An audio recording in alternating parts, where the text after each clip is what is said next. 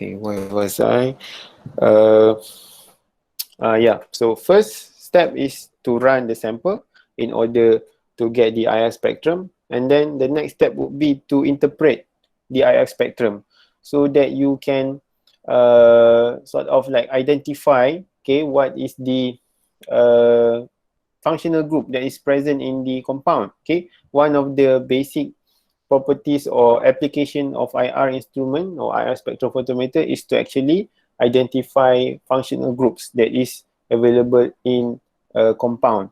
Functional group as in those organic compound functional group like um, they call that carboxylic acid, alcohol, amine. It can also detect imine group C double bond N. It can also detect C double bond O, whether it's an aldehyde or ketone.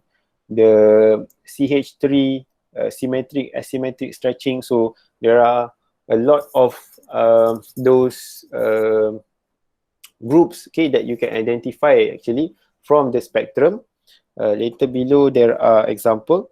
Okay, so the principle as what you have learned in your theory class, in which that the region of scanning in terms of the IR is divided into the fingerprint region and also the group frequency region. So group frequency means you can actually identify the functional groups between these what they call frequency between 4,000 up until to 1,500. Okay, and below that until 400 is what you call as the fingerprint region, meaning that this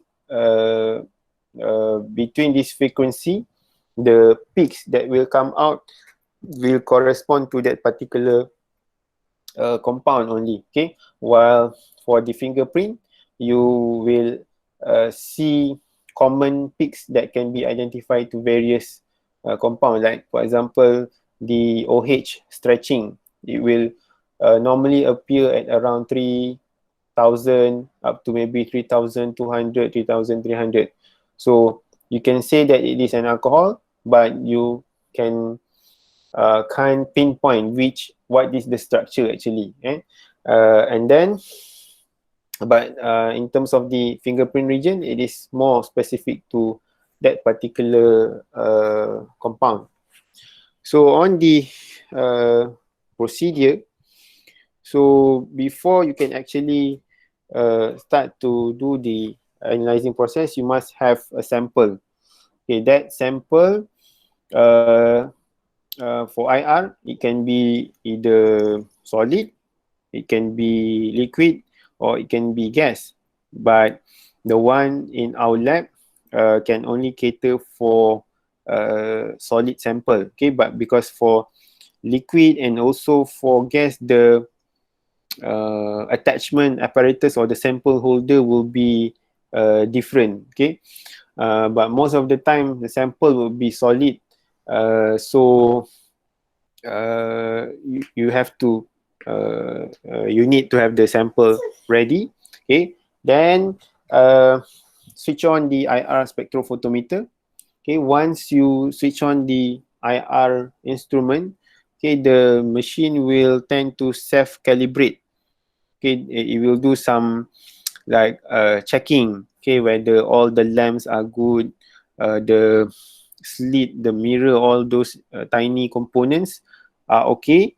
Then only it will goes into what to say, standby mode. So standby mode means that it is ready to be used to be analyzed. Okay. Oh, and all of this is controlled by using a software that is connected to the IR machine, in which that you unlike UV spectrophotometer, okay, UV spectrophotometer, even though you do not have a PC, you can still control manually. Okay, there are buttons on the UV machine. You can press, you can still run. There is a display whereby you can read. But for IR, okay, IR machine is always connected to a computer, in which that it will be controlled by using software, whether to run, to do self-calibration or anything. It has to be done using the computer, except for switch on and also switching off. So there is a switch whereby you can press. Then the next step would be to prepare the sample, or what we call as sample preparation. So the most common method would be to use the KBR this method. So KBR is potassium bromide. So the mixture will be mixed together with the KBR, okay, and then grinded before being turned into a disc, okay. So this KBR disc is mixed. The ratio will be 1 sample to 100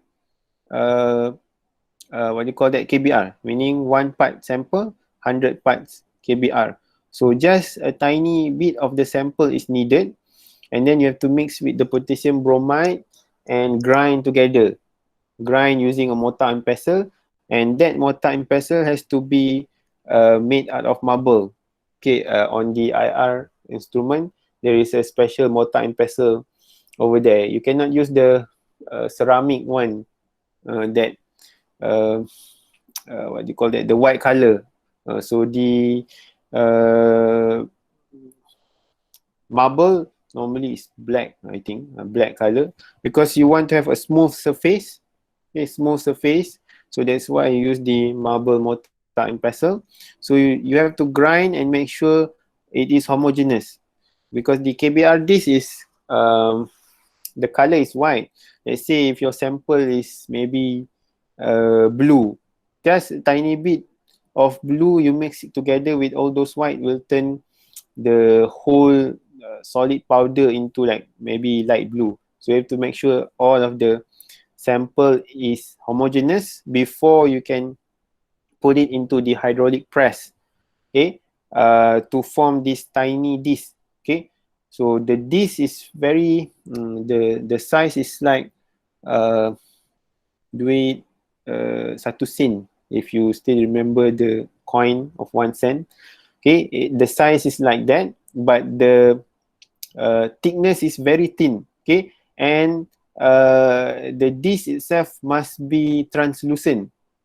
Okay, you have to know the difference between transparent and translucent. Translucent meaning that you can actually see the light on the other side, okay. Because if the disc itself is opaque, meaning too dark or light cannot pass through, then you're gonna have bad spectrum that will be obtained, okay. So this step, actually step number 2, once you do this, um, it, it is, I would say it will be lucky if you do it one time and straight away get a very good disc. Normally you will have to try 2-3 times to get the best disc to be inserted into the sample holder in the IR instrument, okay. Because when you are using the hydraulic press, you cannot press too hard, because if you press too hard, then the disc will break. It will become too brittle and break apart.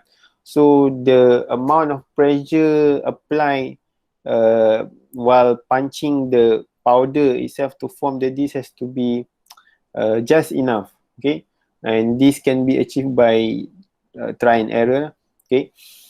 Then once you have the disc prepared, it will be loaded into the sample holder in the IR instrument. Then you follow the step based on the standard operating procedure. Basically, using the software, you just press start actually, and the spectrum will be recorded. So you can print and also interpret the peaks, okay. So it sounds straightforward and quite simple, but then again, the what you call that, the preparation of the disc itself, and also you spend more time on how to use the software, because imagine like if it is the first time you tak pernah guna pun Microsoft Word, suddenly people ask you, oh, this is how you run the instrument using that software. So it will take some time to familiarize on using the software in order to run the sample. And this will be the result. Later I will explain on how to do the report. And this is how you are going to interpret the spectrum. Okay, you have to refer. This I obtained from several textbook, and the values in terms of these references differs from one textbook to another. Okay, so as long as you refer to any literature, so that would be good enough. Okay, for example, like here for alkenes, okay, you have to check on the range and also intensity and what it is assigned to. For example, alkanes over here, so you know alkane is aliphatic saturated organic compound. So the peaks will normally appear at 2,970, 2,950, or maybe the lowest is 2850 or 2815. So that is the lowest. So you know the range from 2970 or 2815. And the intensity here, STR means strong. Okay, STR means strong, MED is medium, VAR means varies. So it can be strong, it can be medium, or it can be weak. Weak is WK, weak. So what is the meaning of strong, medium, weak? So strong means the peaks that will come out will be very sharp. Okay, sharp. While and also the intensity, the length of the peak will be quite high.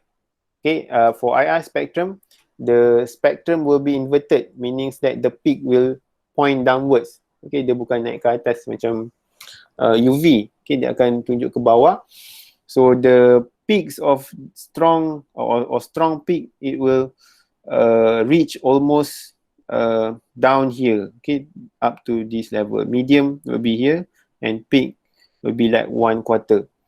And you can check on the assignment what it can be assigned. So it can be CH3, CH2, or CH. Okay, depends. And there are various of functional groups. Okay, and various assignment.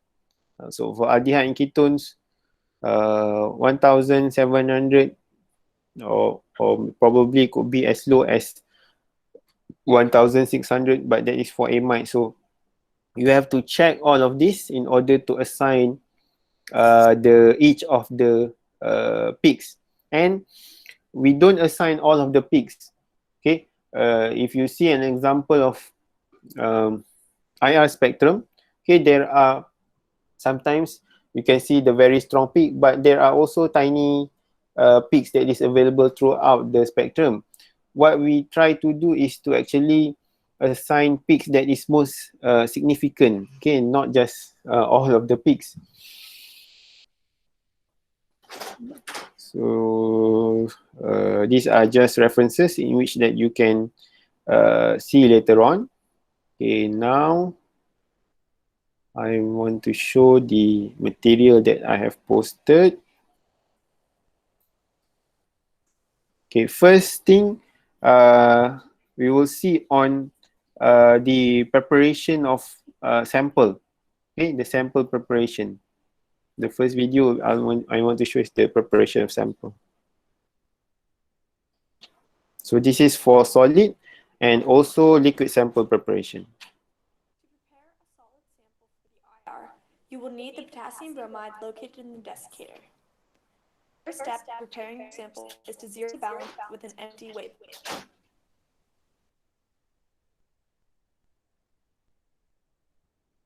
Measure out approximately 100 milligrams of the potassium bromide into the tiered weight book.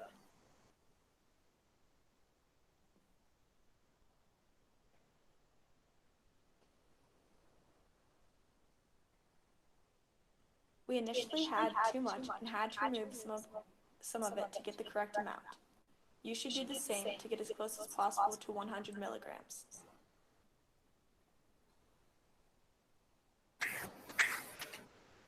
Once you get the 100 milligrams, then place the measured potassium bromide off to the side. Next, zero the balance again with a new weighboat.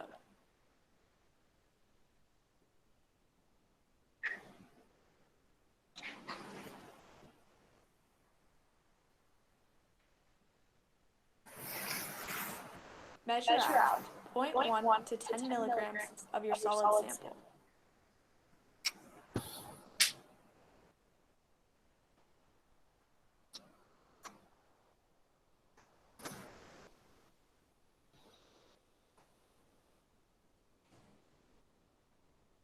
Place this on the balance and record the weight. It is important that you do not exceed 10 milligrams, and ideally a smaller amount of the sample is best. Set your sample to the side with your measured amount of potassium bromide.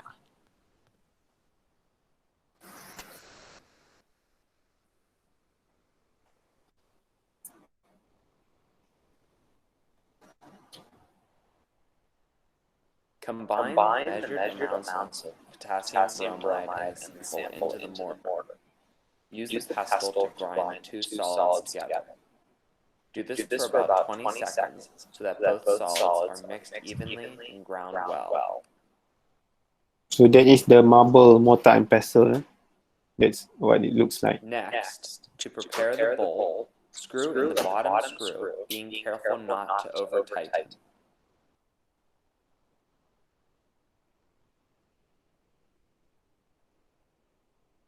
Transfer your sample from the mortar to a third unused weighboat and then into the open end of the bowl. Secure the top with the second screw.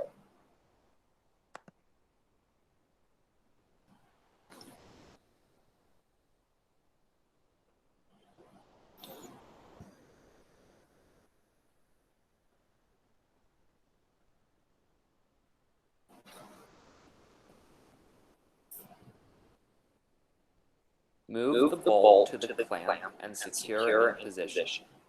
Using a torque wrench, tighten the top bolt until you hear a click and the wrench goes no further.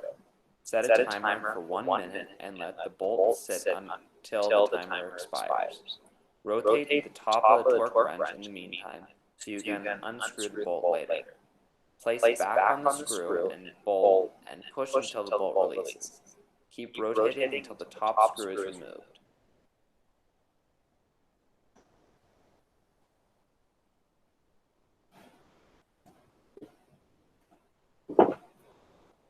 Loosen the bolt from the clamp and hold in your hand. Unscrew the bottom screw.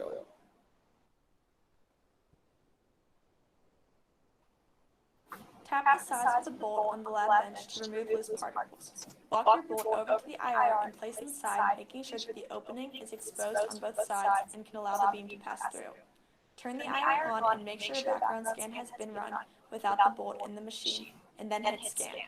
So this is actually in the middle of that bolt or screw, but the one in our lab is slightly thinner than that, and also we don't use the wrench, okay, or the big spanner like that. Okay, what we have in our lab is a very it looks like it's a one hand, or maybe you have to use two hand, but it's a hydraulic press.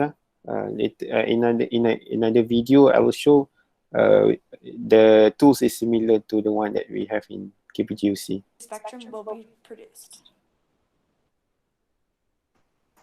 Luckily, liquid sample prep is much easier. To prepare a liquid sample, take the salt plates from the desiccator.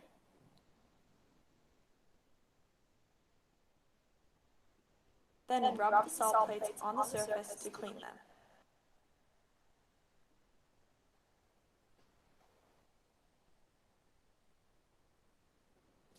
Once cleaned and dried, place a drop of your sample on one of the salt plates. Place the other salt plate on top of the one containing the drop. Walk over to the IR and make sure that a background scan has been run with nothing in the way of the beam. Then, place your sample so that the beam is able to pass through it. You are now ready to scan. Your spectrum will be produced by the machine. To clean your used salt plates, douse them with ethanol on both sides and rub again on the surface. Do not wash with water. Also, be sure not to touch the surface of the salt plates, only touch them lightly on the sides. Repack the salt plates in their containers and return all of the materials to the desiccator. To clean up from a solid sample preparation, wash the bolt and screws with water and acetone. Then place all materials in the drying oven along with the cleaned mortar and pestle. After an hour, return all materials to desiccator for others to use. Okay, so for the liquid sample, the liquid is actually placed in between of two salt discs. The salt is actually sodium chloride. So that's why when it has to be placed in a desiccator so that there shouldn't be any water or any moisture is in the surrounding where you kept the salt plate, because otherwise it will get dissolved. And even after using or placing the sample, the liquid sample onto the salt plate, you have to wash it with alcohol, like ethanol just now, not with water, because if you wash with water, then the this or the salt plate earlier will be dissolved. Okay, so take note on that. And also the the potassium bromide KBr that is used in the solid preparation must be dried as well. Okay, you can either always kept in the desiccator, or what we do in our lab is to place the sodium bromide in oven. Okay, you can place it in oven before the day before you want to use at quite maybe 100 degrees Celsius, or just always kept the potassium bromide in oven at 40 degrees Celsius. Because that one also you have to avoid any moisture from actually absorbing into the potassium bromide. This is another video to prepare the sample.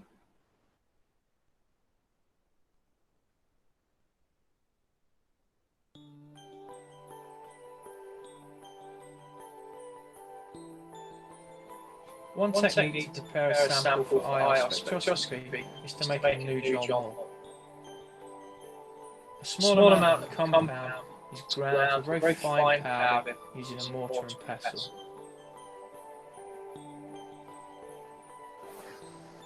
A few drops of new are then added, and the two are mixed together to create a paste.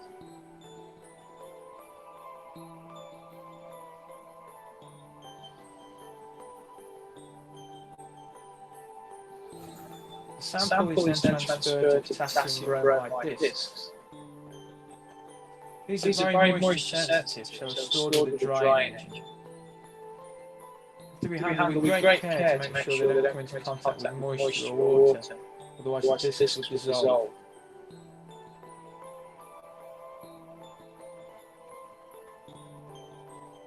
The sample is transferred to one of the discs using a flexible end of a small spatula. Again, care is taken with the spatula to ensure that you don't scratch the surface of the disc.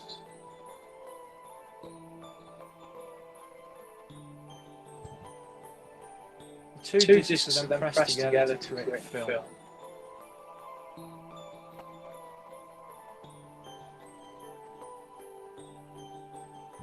To support the discs in the spectrometer, plate holders are used. They all have slightly different designs. This one consists of two separate plates held together by three screws.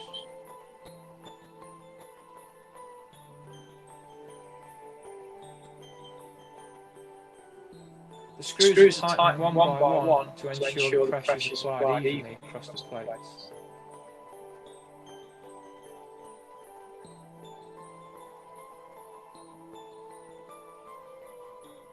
This sample is now ready to go into the spectrometer. You may come across other types of plate holder. This is a different design. This one consists of a spring inside a central cylinder, but they all have the same principle of simply holding the sample tightly in place, ready for when it goes into the IR spectrometer. Another way to prepare your sample for use in an IR spectrometer is to make a solution. A small amount of compound is added to a sample vial, and solvent is then added to prepare a solution of approximately 5% concentration. At undergraduate level, you're generally told which solvent to use. The solution cell is used to contain the sample in the spectrometer. Again, this is stored in a dry environment. The solution cell consists of 2 potassium bromide plates clamped together. Any contact with moisture would damage the plates. Having first carried out a spectrum of your solvent, you can then transfer your solution to the cells. Solution is added until all the air is expelled from the solution cell.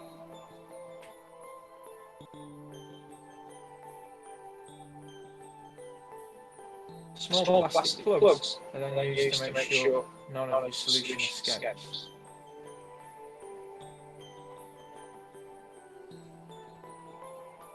You can see that all plate holders have a groove on either side to ensure they fit snugly into the spectrometer. They then fit directly into the path of the infrared radiation to enable the spectrum to be recorded.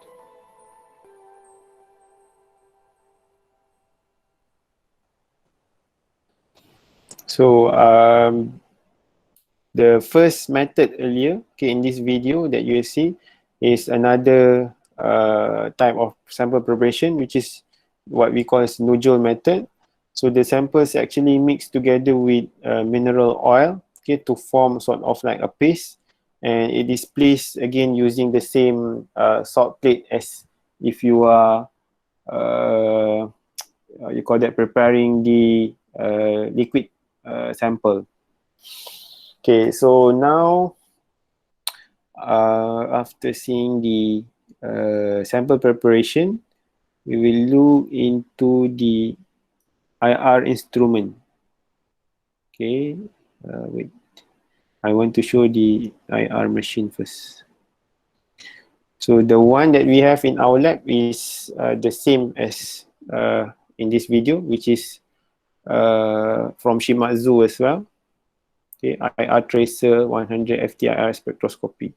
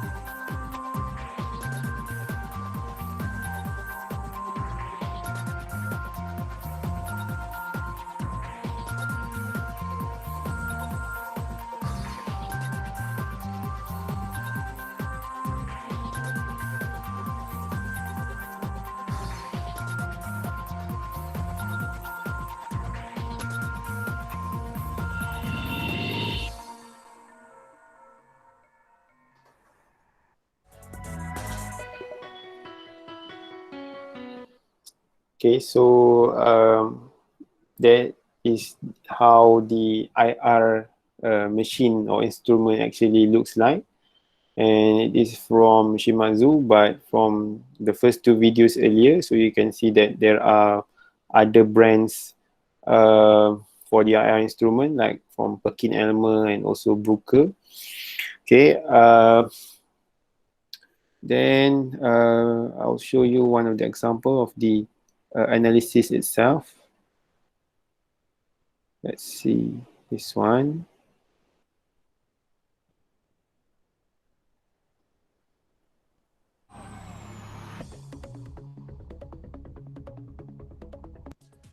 We're going to talk about FTIR analysis. FTIR analysis is Fourier transform infrared spectroscopy. It's a molecular versus an atomic analysis, which means that we're going to look at the molecule, not at the individual atoms.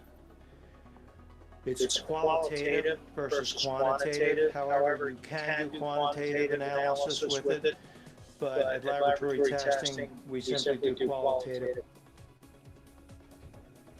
The analysis is performed in adsorbents. It can be converted to transmittance as well. If you look at the screen on the left, that spectra is in adsorbance. The screen on the right is in transmittance. They're just inversions of each other. This is the infrared spectrometer. It has an infrared light source that is the baseline of the energy. And what happens is the sample is put into that light source, and then the absorbance of that sample is what is used to measure the bonds of the carbon atoms. FTIR analysis is handy to use for several different types of samples. We can have powdered samples, we can have solid samples, we can have thin film samples, and we can have liquid samples. There are several different ways to get the sample into the FTIR. One is using a potassium bromide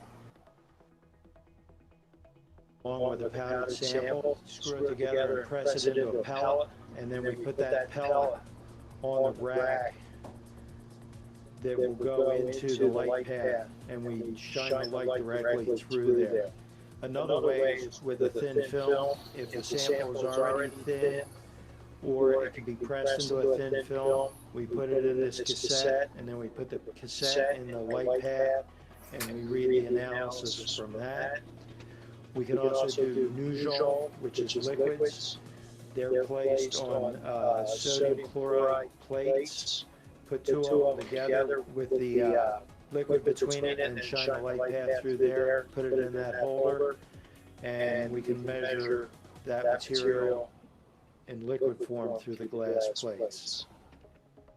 Another sampling method is attenuated total reflectance, and that lets us put a solid sample on top of a crystal, and then we tighten down the clamp so that the solid sample is held in tight proximity to the crystal, and then the IR light is bounced off of that, and we sample the material in that method.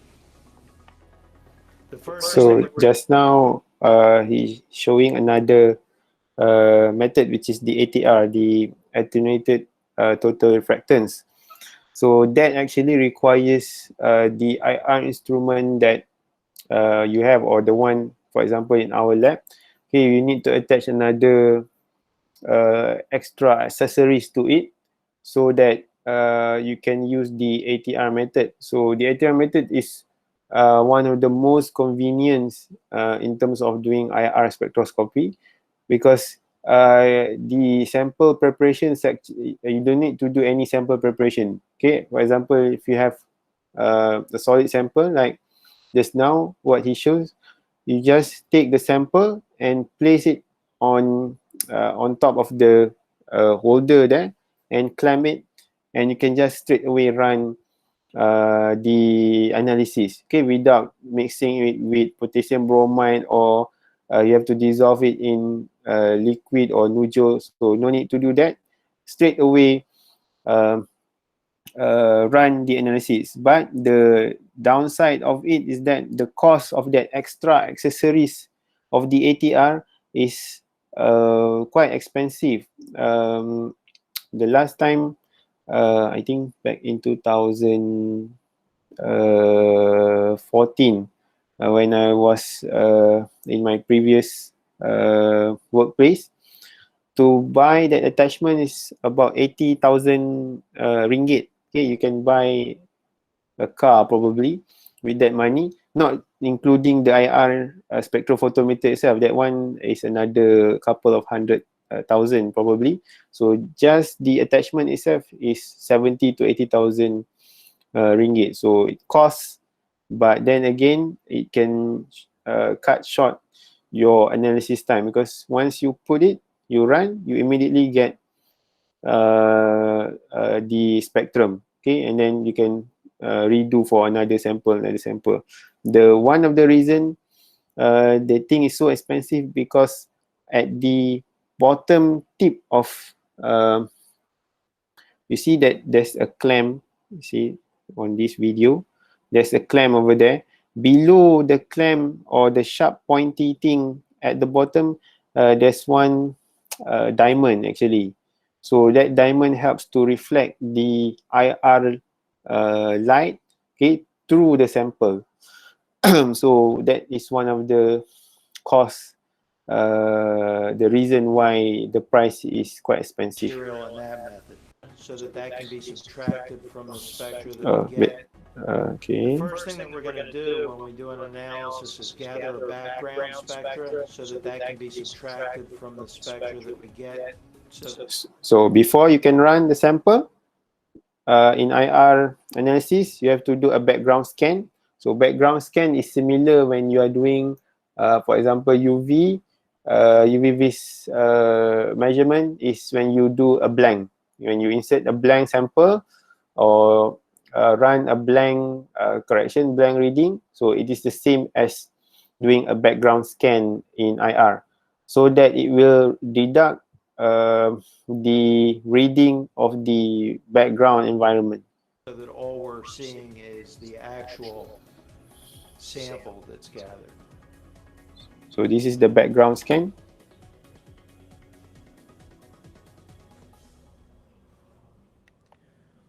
Once the background spectra is collected, then we're ready to do an analysis.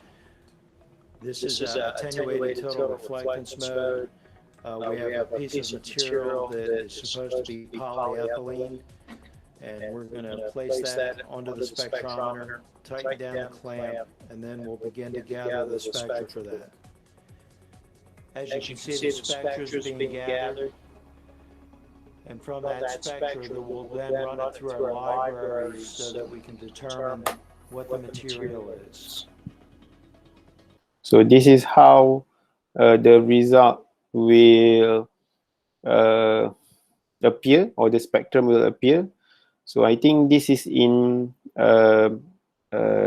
transmittant, in which that the peak is pointing upwards. But normally for IR, it is an absorbent mode, whereby the peaks will point downwards. Okay, and what he said just now is that he didn't interpret each of the peaks. Okay, he can straight away compare with the IR spectrum from the library, meaning from database, to see which compound is similar, which one is having a similar spectrum. The spectrometer runs many scans at one time so that we get a good sampling of the material. Once it's done, then we will take it and compare it to our libraries so that we can see what the material is. The spectrum has been transferred to our library program, and now we're going to search through the libraries to see what material the libraries come up with.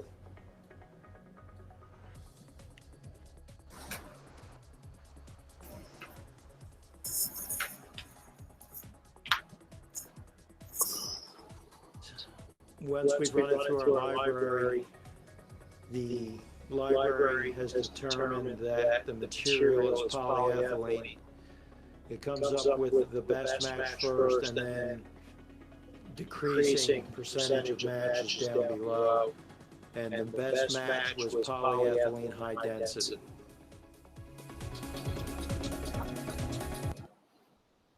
Right, and the last video I want to show is this one. Okay, the software. Okay, the how it would look like on the PC or on the computer.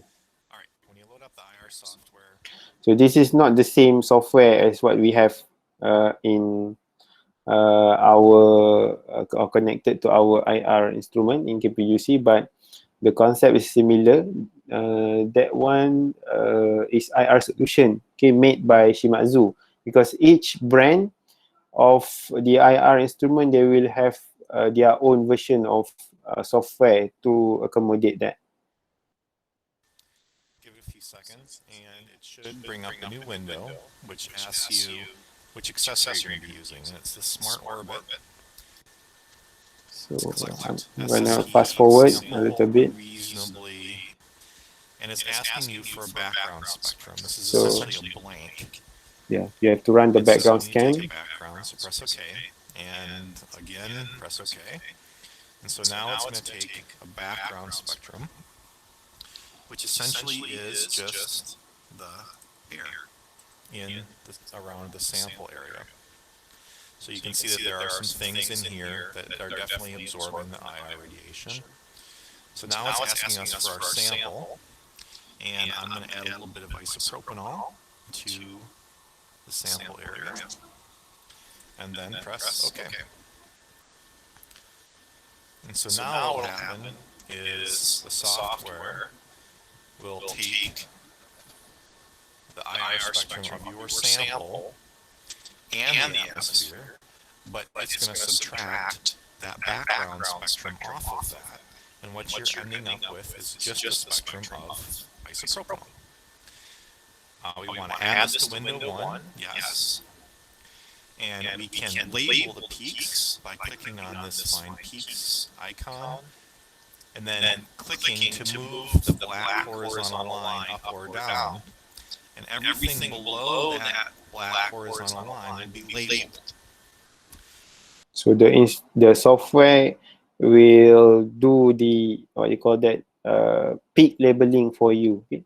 So you just have to play around with which peaks that you want to identify. Once you have it the way you want it, you can just press on this blue print button, and that will print it off for you. Alternatively, if you want to do some more editing of this, you can click on the Replace button, and then down here there's an annotation tool. If you click on that, you can come in and click on a peak that's not labeled, and you can give it a label. Click. Hit Enter. You can also delete a peak. Say we don't want this peak labeled. You can click on it, delete, enter, and it's gone. Click on it, delete, enter, gone. Once you have it set, click on the print button, and everything should print online. So that is how it looks like on the PC actually. So once you run, the spectrum will appear and you'll do some editing with it. Normally what we do is baseline correction and also smoothing to reduce the noise. Okay, the noise is the small sharp peak, okay, on the baseline. So once that is done, then you can select the peak that you want to label and print, and you can analyze you can interpret, okay, the peaks for the compound. Okay, so for this experiment, since you cannot actually go into the lab and run the sample, I have provide you with an IR spectrum for which that you can use it to interpret and include in your report. Okay, So all of the peaks to be identified or to be assigned has been labeled over here. Okay, like this one 3439.77. So you have to identify or assign this to which functional group, for example. Okay, like this 29212850. So use the, what do you call that, the table that is available in your manual in order to include this in your report. Okay, so that is for experiment number 1, which is determination and interpretation of the IR